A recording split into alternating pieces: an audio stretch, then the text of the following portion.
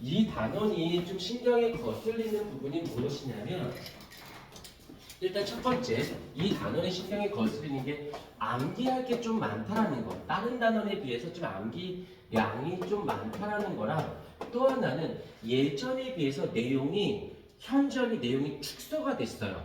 근데 내용은 축소가 됐는데 문제가 되는 건 이 문제에서는 예전 내용이 언급이 돼. 그러니까 이 예전 빠진 부분을 모르면 풀기가 좀 뭔가 좀 이상해. 그래서 외웠다고만 해서 답이 되지도 않고 앞에 부분들이 반드시 그렇다고 해서 없는 내용을 다 끼워 넣을 수도 없는 부분에서 여기보다는 조금 내용을 좀 더 광범위하게 좀 더 잡아주도록 하면서 설명을 좀 들어가도록 할게요. 그래서 처음에 거기서 보기에는 기관의 먼저 제목 자체가 통합적 작용이라고 하는데, 자, 거기서 책을 보게 되면 일단 어떻게 되어 있냐면, 자, 색깔펜으로 좀 동그라미 좀 쳐줄까? 소화계, 소화계, 그 다음에 호흡계, 순환계, 배설계, 총 4개로 나뉘어져 있는 게 보이실 거예요. 자, 내가 한번 써볼게. 먼저 소화계, 그 다음에 호흡계, 그 다음에 순환계,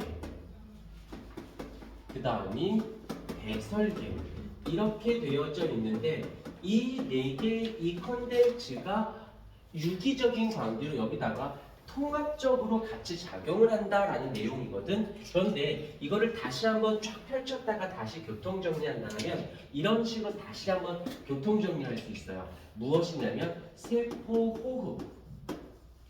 세포호흡이라는 것은 알겠지만 에너지를 만들 때 뭐가 필요하냐면 일단 유기물이 필요해요. 유기물 and 산소가 필요합니다. 이걸 가지고 미토콘드리아하고 세포질에서 에너지를 만들어내요. 에너지를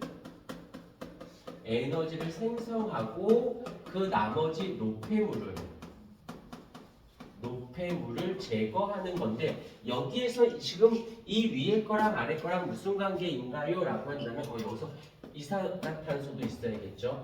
여기 있다면 바로 이 유기물이 소화계 라인과 이렇게 연결이 되어집니다. 그래서 좀 이따 설명할 거야. 이쪽이 연계가 되어지는 거고 호흡계가 산소하고 이 이산화탄소와 연계가 되는 거고 그 다음에 마지막으로 배설계가 이 노폐물 제거 쪽이고 마지막으로 이 순환계가 유기물이라든지 산소라든지 에너지라든지 노폐물 이런 거에 운반적인 역할을 해준다는 거야.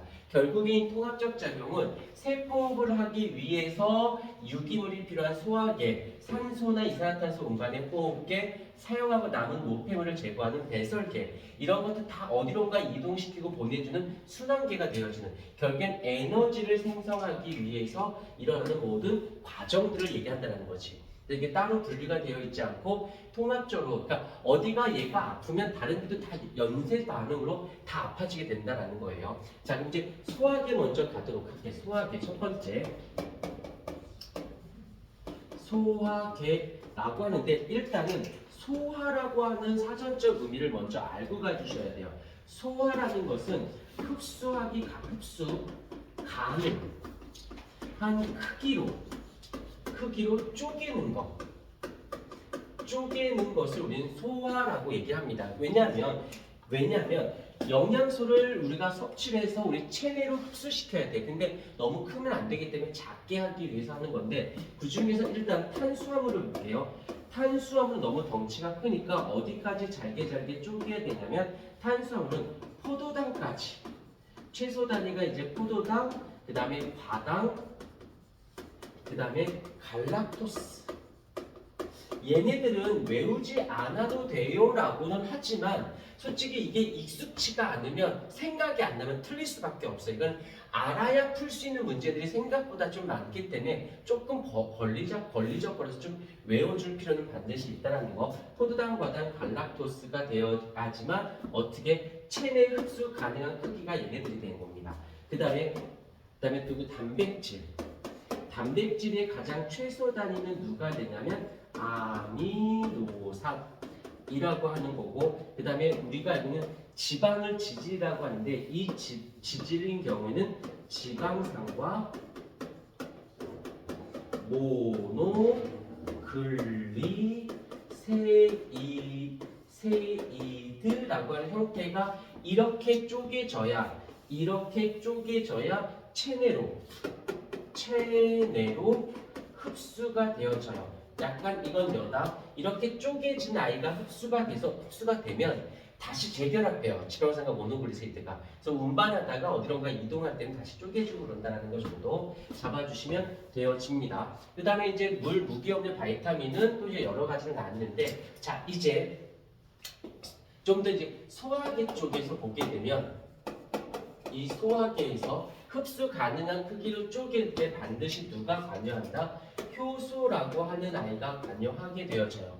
그래서 이제 여러 가지 여기 십이지장, 소장, 맹장, 대장, 직장 이렇게 나뉘게 되는데, 이렇게 작게 해서 다 가장 흡수 가능한 크기가 되어졌어. 그럼 이제 잘게 쪼갰으니까 이제 무엇을 해줘야 돼?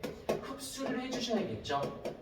흡수가 되어졌어. 근데 흡수가 되어질 때 여기서 이제 소장이라는 흡수하는 장소가 나오는데, 여기가 어디냐면 바로 소장이라는 곳이에요. 물론 대장도 있습니다. 그런데 이 대장에서는 물만 흡수하고 나머지 모든 영양소는 소장에서 흡수하게 돼요. 근데 소장을 가장 작은 단위로 보게 되면 이렇게 융털이라고 있고, 이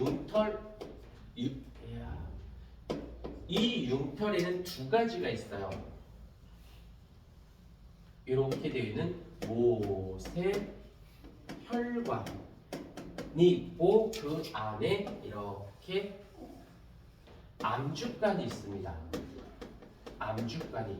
그러면 왜 두 개나 있습니까? 라고 한다면, 다시 이제 영양소를 다시 정리해 볼게요.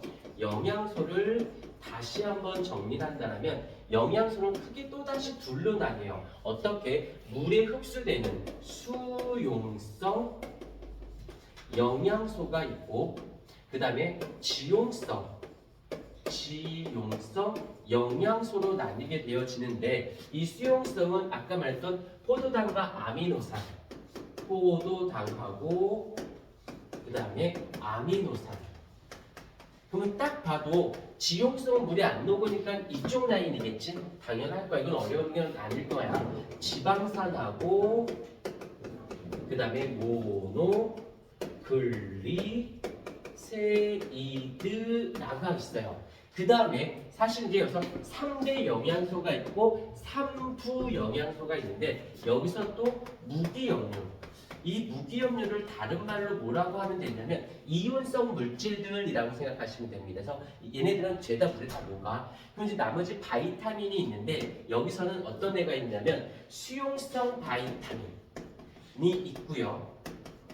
그 다음에 지용성 바이타민도 있습니다. 그 아이를 조금 정리해 본다면, 바이타민 B랑 바이타민 C가 수용성이고, 나머지 A, D, E, K는 지용성 바이타민이 되어져요. 그런데 이게 무슨 상관인가요? 라고 한다면, 이 못의 혈관이기 때문에 이 수용성 영양소는 어디로? 못의 혈관 이쪽에서 흡수를 하게 되어지고요. 이 지용성 영양소는 암주간을 거쳐서 암주간을 통해서 흡수하는 곳이 되어집니다 라고 하는 거예요.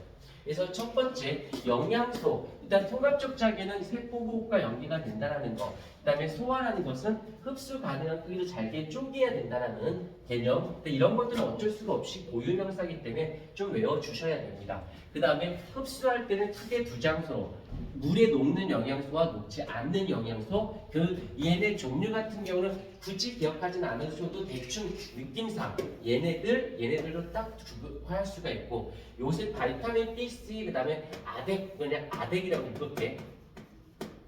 아덱. 그다음에 BC카드 할 때 BC카드 뭐 이렇게만 해준다면 아주 디테일하게 내지는 않지만 간간히 아니 모르니 라고 낼 수도 있기 때문에 이 정도는 좀 잡아주고 출발을 하셔야 된다는 거. 일단 사진을 찍어줄까요?